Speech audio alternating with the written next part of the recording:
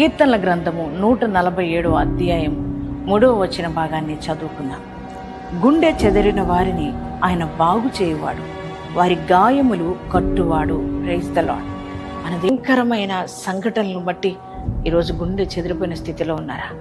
మరి అది నీ బిడ్డల పరిస్థితులు కావచ్చు, కుటుంబంలో విషయాలు కావచ్చు, మీ వ్యాపారంలో తలెత్తుతున్న నష్టాలు కావచ్చు. ఒక్కొక్కసారి గుండె చెదిరిపోయేటట్లు చేస్తే, నేను అనుకోలేదండి, ఇలా జరుగుతుందని అనుకోలేదు అని మనం ఆ పరిస్థితులను చూసి ఒక్కసారి గుండె చెదిరిపోతుంది కదా.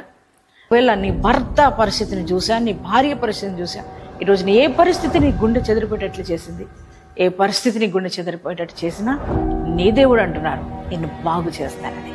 నీ పరిస్థితిని బాగు చేస్తాడు, ఆత్మను బాగు చేస్తాడు దేవుడు. ఆయన అంత మాత్రమే కాదు, నీ గాయాలు ఏవైనా ఆయన కట్టే దేవుడు, మనం ఆరాధిస్తున్న దేవుడు. అందుకే ఇప్పుడు దేవుని బిడ్డలారా, కృంగిపోవద్దు, ధైర్యం తెచ్చుకోండి.